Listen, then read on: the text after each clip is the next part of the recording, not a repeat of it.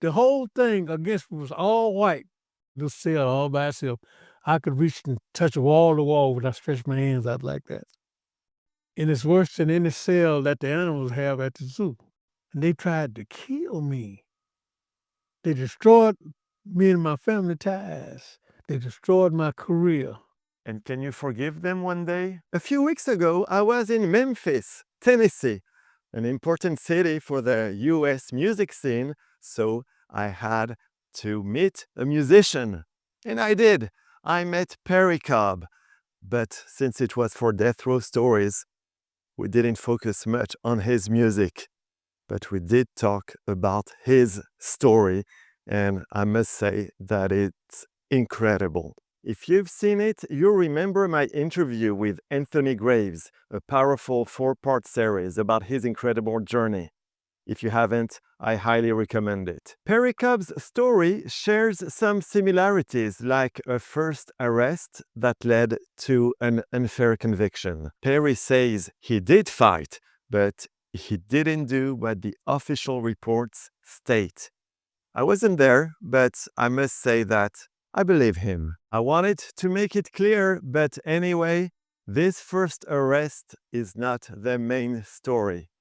Get ready to listen to the story of a black man, a singer who was in his 40s in the 1980s. By the way, the story ends in Memphis, but it starts in Chicago.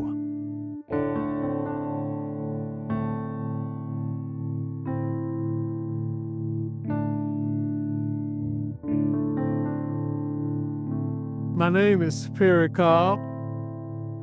I'm entertainer. Well, yesterday I was ex-entertainer. And I write songs and I sing songs. That's what I was doing for a living. Thank you very much, Perry, for having me in your house today. We're going to talk about your incredible life. Let's start with the beginning. You were born in 1942. Can you tell us where you grew up, what your parents were doing? Yeah, I was born February 3rd, 1942. My dad was working. He was a postal worker. And my mom stayed at home. So that was my life growing up as a child. All I did was pray and go to school and do my homework. In which city were you? In Chicago, Illinois. And after you finished high school, what did you do? Did you start working? Did you study? Yeah, I was working part-time because I was singing too. And I don't know how it's gonna go, but eventually it got pretty good to the degree whereas we wanted to cut a record and we got kind of good. So Bernice Williams was my manager. I think she's the same manager that Gene Channel had. But my dad wouldn't sign the papers for me to sing because he said, well, as we went along, it would get better, and then he would think about it then. But he wouldn't sign it. He wouldn't sign the contract. I was underage then. But when I became of age, I didn't need him anymore. So I was writing songs and singing until they finally said, "Well, we're gonna cut this song." Johnny Pate said we're gonna cut this song, and we cut the song of Lady Luck and We're in Love, and that was our first record out. You also worked as an entertainer in nightclubs, right? Can you tell us about this? I can't remember all the places, but we had gigs, and coming up, we wasn't making the money that we were supposed to make, but we was making enough to get by. And that was good because you had a lot of entertainers that was out there like we were, and they wasn't making any money. So since we was making money, evidently people liked the way we sang and the way we performed, and that was good for us. So when we went to Bernice Williams and found that she was Gene Channel's manager, and what they wanted to do. They wanted to split me up, take me away from my group, and I could sing singles, and I wouldn't do that. I said that we started together, we'll finish together. That's where I looked at it. But We didn't get anywhere like I thought we would have, but we should have. You got children also? Yes, I do. How many children and at what age did you have them? Ah, it was young age. I think I was 21. Yeah, 21 years old. Yeah. I had a set of twins. And my young daughter, Sharice, that was by the woman who I married at the time. That was my kids by her kids. So how many total? Well, I don't want to get into how many I have told. Just that's enough right there for me. At the time, my wife moved to Memphis. Okay, left in Chicago, Illinois. So I came down here behind that and tried to find a job here in Memphis, Tennessee, and I couldn't find a job, so I had to go back to Chicago because couldn't live off of her and her people. I didn't want to do that. So I went back to Chicago and I started performing and working. And one thing led to another. Next thing, I wound up going to penitentiary. On what I read, it says you shot someone in the head. That's what the states say. The states say you did it, so they put that in writing. But what they failed to put in writing was that I denied that. I didn't shoot no one in the head. I didn't do that. That's what they say. So on the state side, whatever they say that you did, they write it down, put it on TV, on the radio, in the newspaper, any place they can get it to try and riv it up to the degree whereas everyone point their finger and say he did it, he's guilty. But I never pled guilty to anything because I didn't do it. I fought against it. Mm. So that when I was going to penitentiary. You had done nothing or you did fight? Yes, I did fight. People gave me for 2-6. I think the time was 2-6. And I didn't do that all the time on that. But when I got out, and then was it 77? At that time, you were living in a hotel room? I did my writing. I was doing writing, writing song in a hotel room. And the police came by, knocked on the door. And I just got out of the shower. And before I could get to the door just went by me in sprints. It kicked the door wide open. I mean, kicked it. Got guns everywhere, all sides my head. I didn't know what it was all about. I didn't know they was policemen because no one had a uniform on. You had no idea why they arrested you that night. It was in 1977. I had no idea. I hadn't did anything to anyone. 3 weeks before, and you didn't know about this, 2 people were killed in a hot dog store. I didn't know anything about that. I had never been in that place in my life where they sold a hot dog. I had never been able to cross the street from a lounge. I didn't go to lounges because I don't drink, so I don't hang on no lounges. So I didn't know anything about anything. I was surprised about the whole thing, period. Can you tell us what happened in that hot dog store that night, even if you were No, not I there? cannot tell you what happened there because I've never been there. But now you know, right? Now you I know what they said. They said that with the eyewitness that said that he was looking through a window. And let me explain this to you. He was wearing eyeglasses. They was about that. They was thick. They like bifocals. And he was looking out of a store window with the glasses about that thick. These glasses on his face. They was Arthur Shields is his name. As he was looking across the street, it was they say about 4:30, 5 o'clock in the morning. So it couldn't be real nice out where you can, like it is, like you can see. So listen to this. And he said he saw me and another guy outside and then went inside. Then he said that the one that did the crime was approximately 6'11", weighed about 152 pounds. That couldn't have been me because at the time I was wearing about 2'5" or 2'6". So if I'm 205 or 206 and I'm not 6 feet tall, and here's this man talking about 6'11" and light skinned, and I'm a black man. It couldn't be me. Fingerprints weren't mine, but still they went along with that. And what they did when they took me to jail, they was asking me, trying to point at some pictures that they had of some guys that actually did the crime. Said, we want you to say this guy and this guy did that. I said, okay, I don't believe this. I'm trying to go along with it because I'm trying to find out what are their names.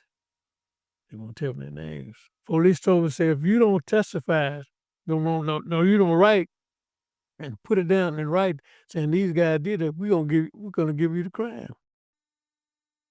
I didn't believe that.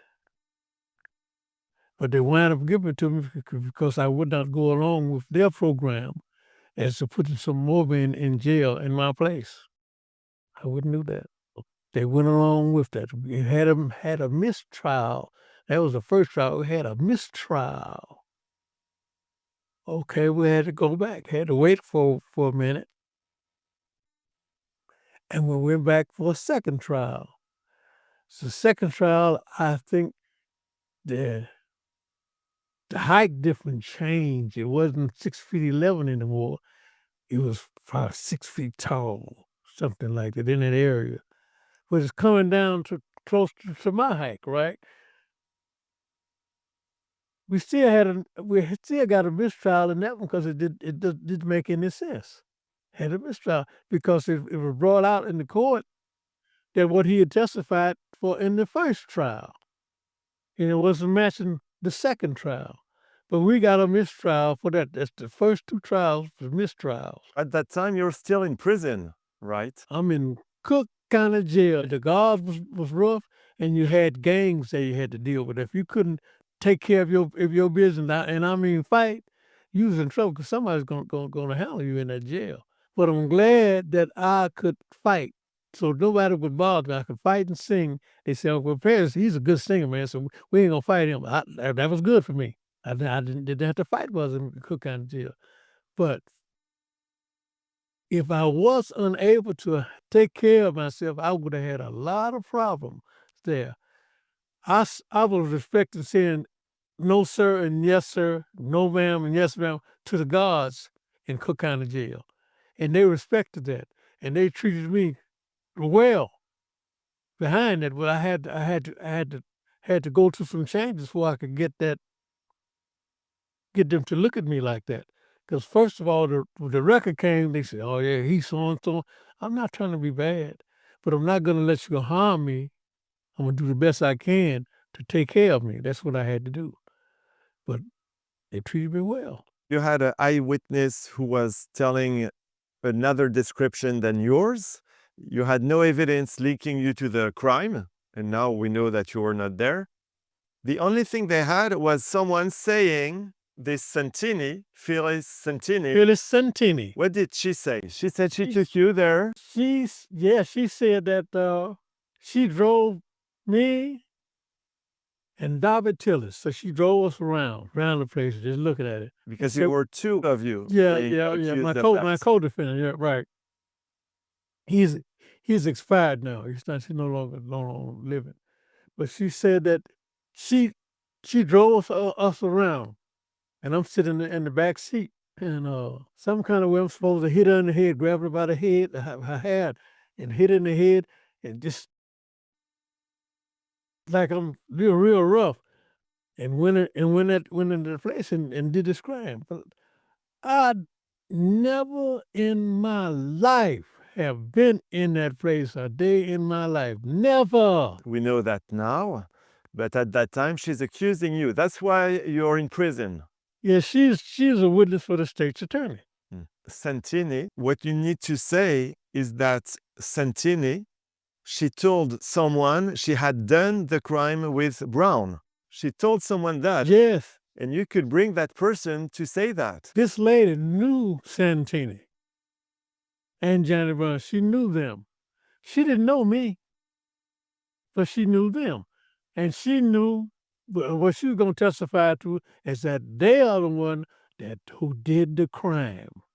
Santini told her that. Santini told her, and Santini said she was afraid that some kind of way she's gonna get harmed.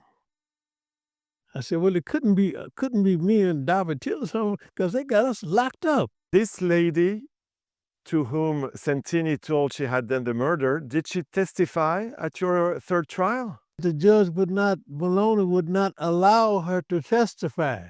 But why?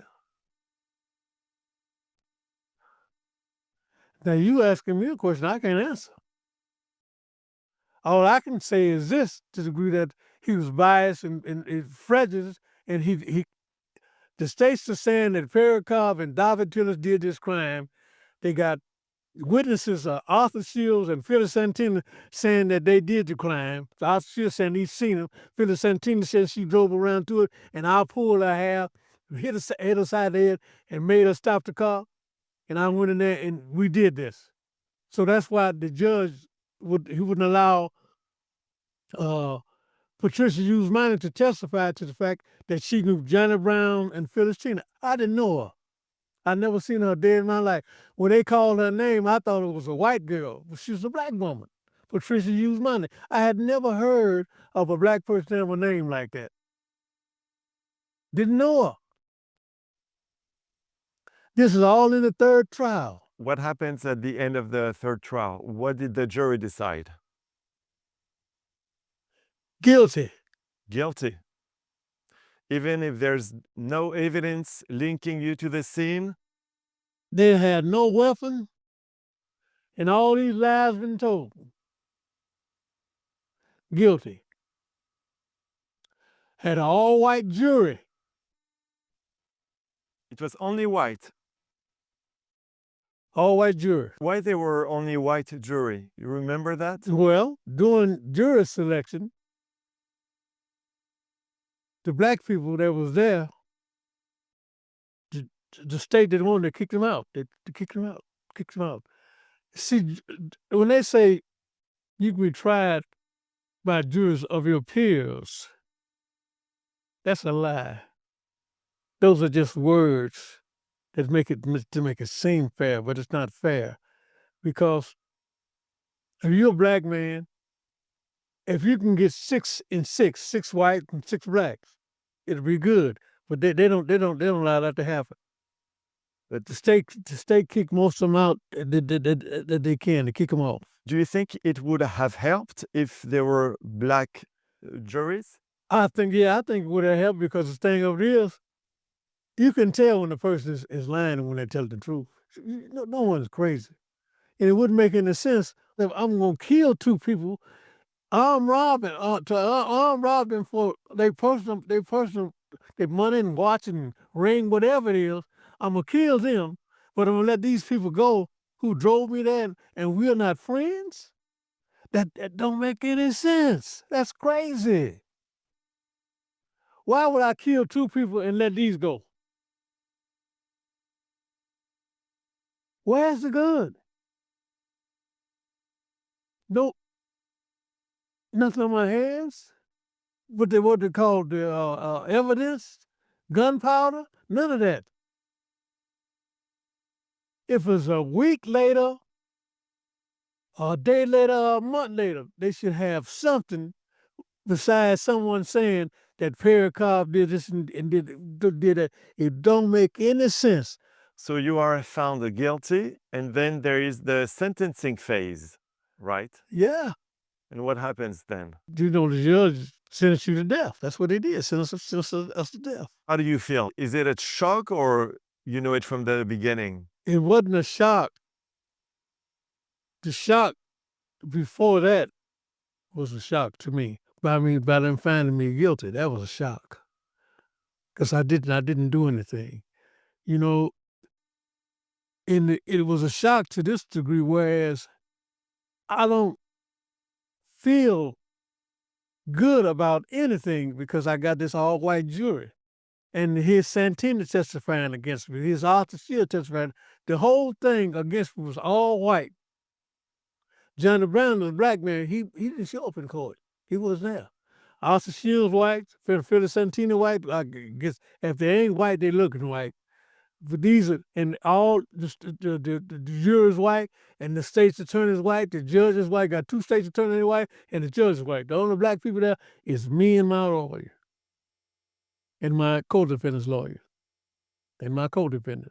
We the only blacks there. The rest of them white. Everything, the whole thing is white. The people that was armed, robbed, and killed, they was both white. So I didn't feel good about any of that. So you mentioned Brown. Brown is the boyfriend of Santini. Yes. And now we know what really happened, and we know that he was involved. Yes. But let's not jump into this right now. What happens after you are found guilty? You go on death row? I had to go back to my cell, and they're gonna ship me on the next thing where going to death row, going to Statesville death row. How is it like on death row? Is it like in prison or is it different? Death row, it is prison, but you don't have no setting. You know, this cell all by itself. I could reach and touch wall to wall when I stretch my hands out like that. I touch the walls. Wall to my left, wall to my right. I'm touching. Okay, you got a commode in there from the cell door to the back. I can touch the cell door and reach down and touch the commode like that. Because it's made like this. The bed is on this side. Now, the bed go back to the back. It's worse than criminal. And it's worse than any cell that the animals have at the zoo. It's tight. And that's where you be. You got to eat and sleep right there. When you got to go and get a shower, you have to put your hands out.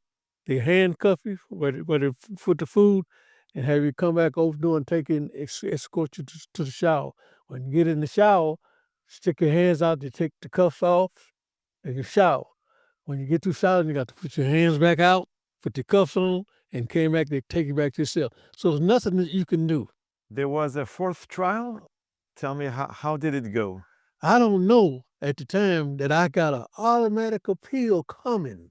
I didn't realize none of this until my lawyers were talking, probably told me, but it went past me because I'm thinking about they going to kill me for something I didn't do. When it dawned on me that I'm going to have a date to file my brief, that they're not going to kill me at this is when I went deep off into the law, deep as I could get.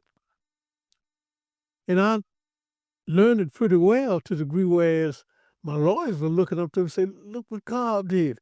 Stephen Clark is an attorney that I had that was going to write my brief. We got real close. When he got through with the brief, I said, no. I said, so and such and such is not in here that have. He said, Perry, I couldn't get it all in.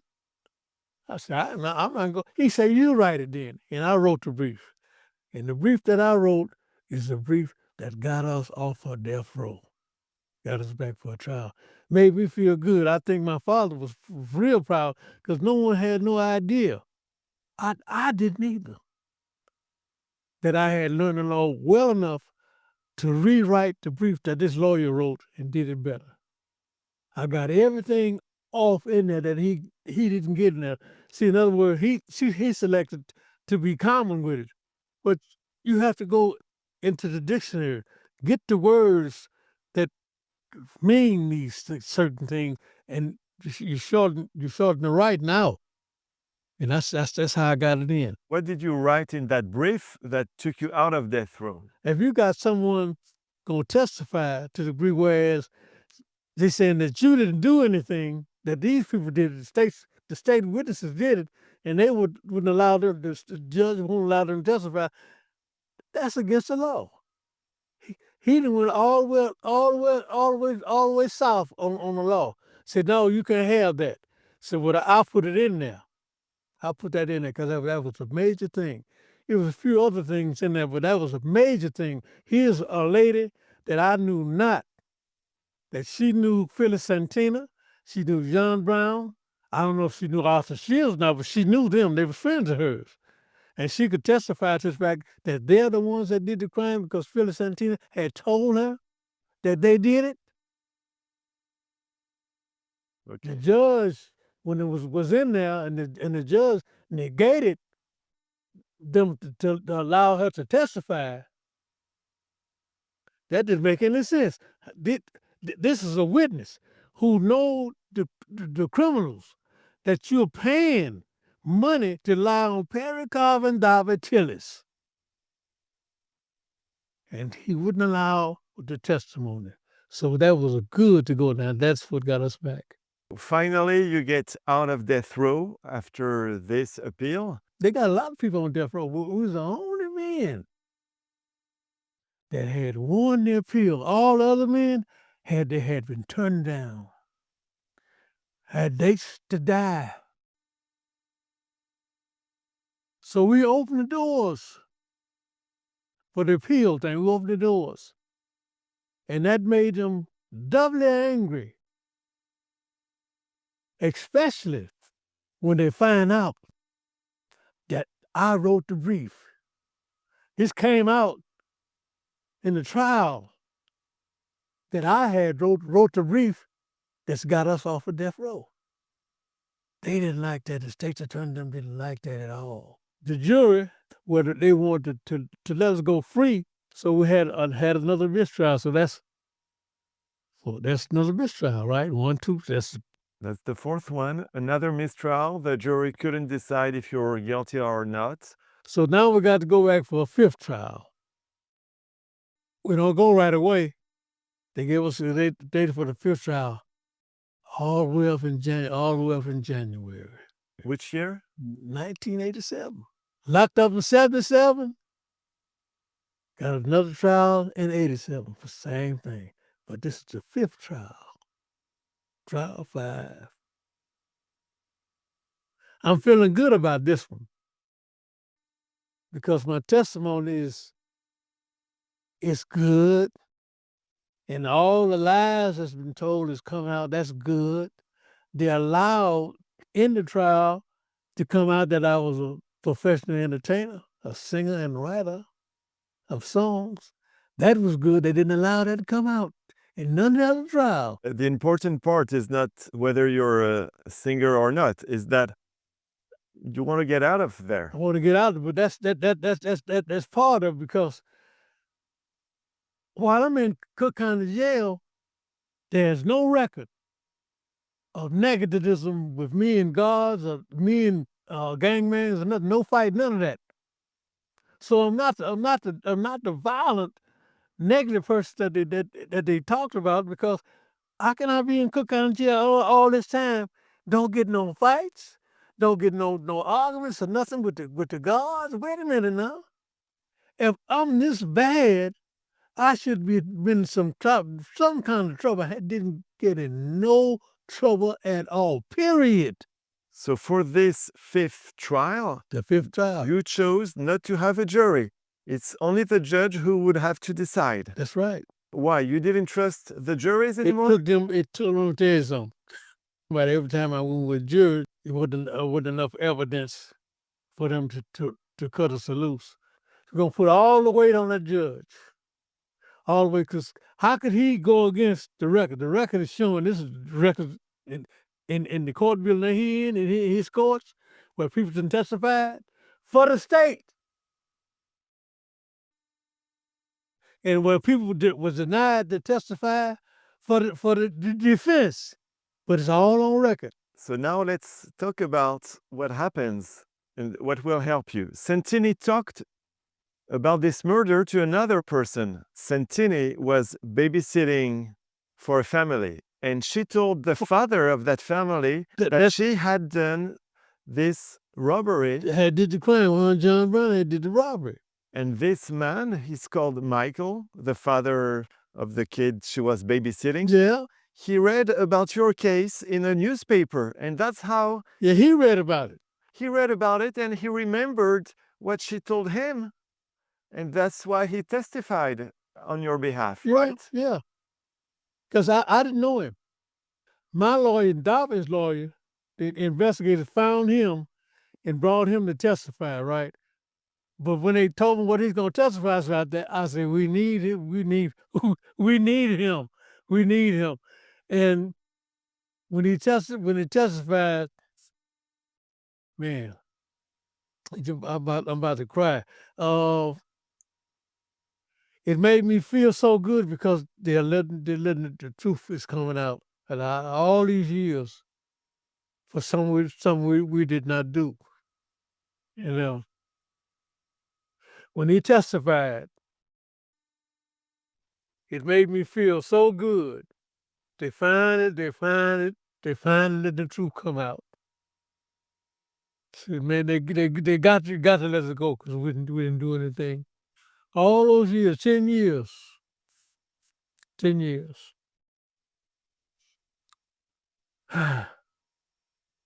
The judge cut us loose, set us free. There It was was quiet. And then people got to screaming. And from my side, where the people was coming to see, judge, they cut us loose. They about to make me cry, man. now we know that Santini took her boyfriend, Johnny Brown, and he did the crime. The records reflecting that it was Phyllis Santina and Johnny Brown, not Perry Cobb and Davatilla. The whole record reflected was them two, and the state's attorney paid them money to tell that lie. Were they ever in prison after that? Do a dog cook biscuits? What do you mean? Have you ever seen a dog cook biscuits? Never? A fried chicken? No? When you see a dog frying chicken and cooking the biscuits, then that's your answer. Oh, No, sir, they have never even. I don't think they've even been in the police car. really? Do you have an explanation about this? Yeah, state attorney is no good. The judge was no good. It was stated to them that they did the crime in their courtroom. This wasn't done wasn't done on the side. Didn't nobody whisper this and that. It came out in the courtroom that they did it. You are released in 1987. 87. You spent 10 years on death row and prison. Prison is death row, but not only death row. How did you go along with your life? How did things go for you after that? Well, I had to adjust because I didn't trust anyone. I had to adjust, man. I was taking a couple of places, and I was uncomfortable, and I made some of the people there uncomfortable because I was big. I was built up big, very big chest, big old arms. I was big, huge, not fat, just a big man, you know. And I think my presence caused a lot of people to kind of back away from me because I was huge. If you would see me, could have seen me at that time, then you understand what I'm saying. I was big. Maybe the air that I had about me, because I didn't talk to anyone but the lady named Pat. I talked to her, nobody else. I was with her, didn't I talk with her, nobody. I had to adjust. And it wasn't an easy thing to do because they got me on the TV almost every day, in the newspaper. And I'm trying to get around, so I went around with my dad. My dad had all these paper stands he had bought, so I went over there to talk to him, and here's a lady came out and hit brakes out of the car, taking my pictures. She contacted, I said, no, she's taking my picture. I said, I told my dad, I said, I got to go. I don't know what it's all about, but I didn't trust anyone, so I came here. Did you find a new job? I didn't find a new job. I was doing speaking engagements, Okay. going different places speaking. About know. your experience. Yes. That's how you've been living? Yeah, so that's how I live. And I went to a few places, and they just want me to just hum a tune. They said, you got to sing just hum, we're going to pay you. Because I used to sing well. It was a gift from God.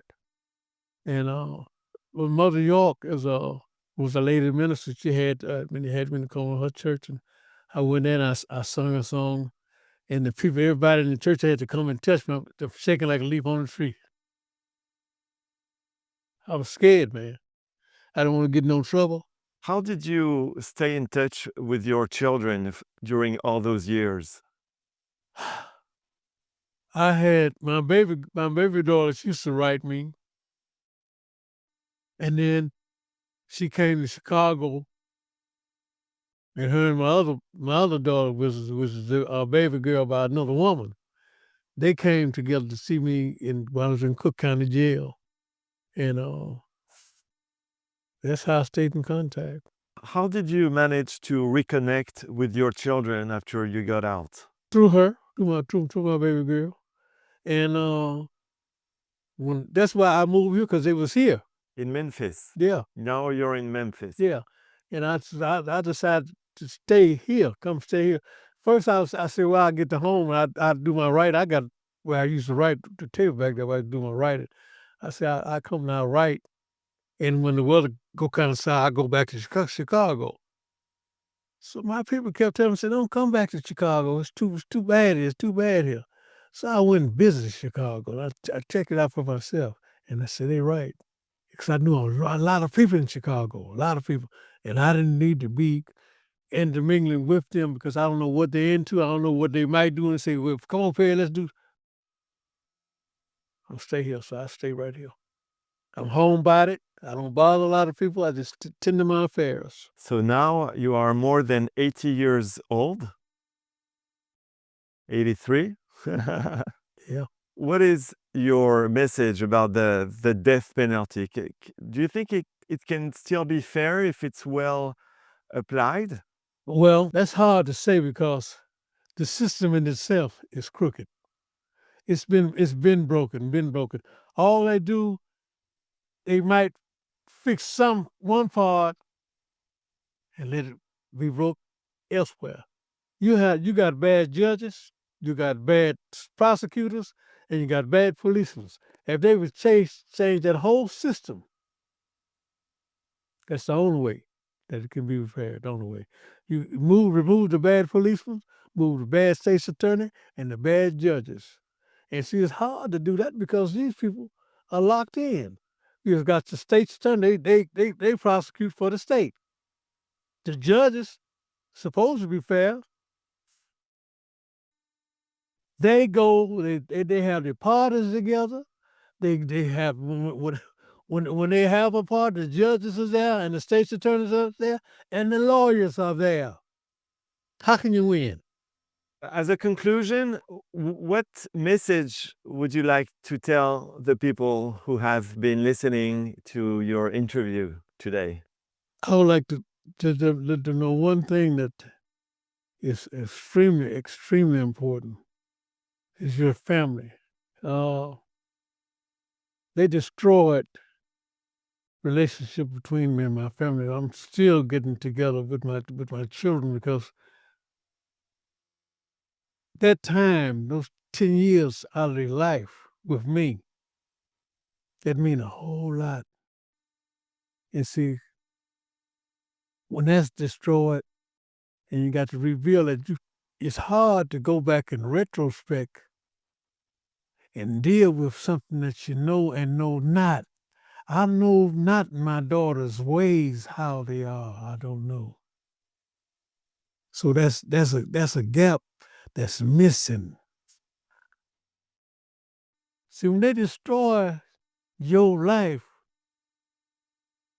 it's not like putting a house together.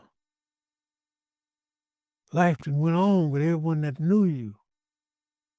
And the record that they got is what's in the newspaper, what they had on radio and TV. You're guilty. Some gonna say, well, he was found innocent 10 years later. Some say, well, he did that. Don't you know him? They don't know.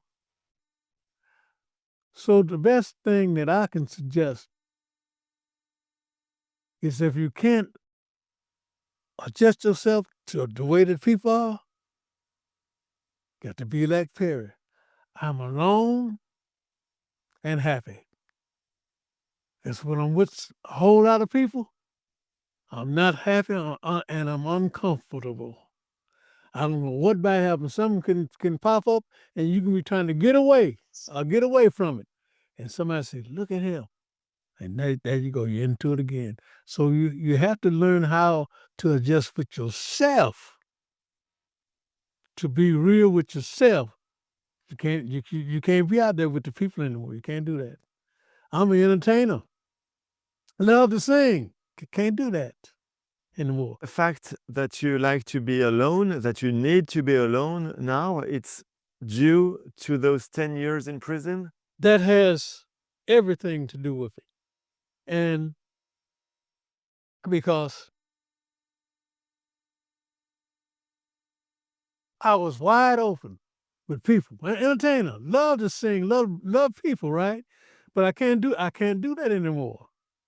I probably could still hit a note or two if I wish, but I don't do that. I listen to other people's music right now. That's what I do. And Santini and Brown, do you know where they are now? Have you heard about them since then? I haven't seen Brown. I haven't seen Phyllis Santini, and I'm here in Memphis, Tennessee. I'm not trying to go and see them in Chicago because if I went there and seen them, I don't know how I would react. And so check this out. I'm safe right here. I'm not going. I'm 83 years old. I'm not looking for trouble, and I don't find nothing in this house to get me no trouble. I go use my bathroom. I cook my own food. I do my own yards. And can you forgive them one day? No. I'm not going to tell a lie and tell someone that I forgive them. I can't forgive what I can't forget. See, and these people were paid money to tell this lie. And they tried to kill me. They destroyed me and my family ties. They destroyed my career. And I can't forgive that because you made me change my whole life around. I probably could have been a rich person by now because I could really sing. And I'm not saying that I simply, everyone used to love to see Perry Cobb sing because I could sing. God gave me that gift to sing and write. Well, thank you very much for this interview. I think it's a story that needs to be told, and I'm hoping that people will listen to it, and I'm sure they will be very interested in what you said. Thank you. This is the third time I interview for this YouTube channel and podcast someone who has spent time on death row. Listen to my interview with Pamela Perio. It's a 5-part interview, and I can guarantee that you will never forget it. You remember how Perry Cobb said how uncomfortable he was with that all-white jury? Well, if you want to explore that topic further, listen to my interview with Estelle Hebron-Jones from the Texas Defender Service about racism in the implementation of the death penalty here in Harris County in Houston, Texas. I also talked with the sociologist Sandra Joy and asked her a question: why there are so many black people on death row and so many white people fighting the death penalty. Pretty interesting, isn't it? Please subscribe to the YouTube channel. Don't forget to rate, to share, to comment. Also the podcast, of course. This is your support to this work. Those stories need to be known. Thank you.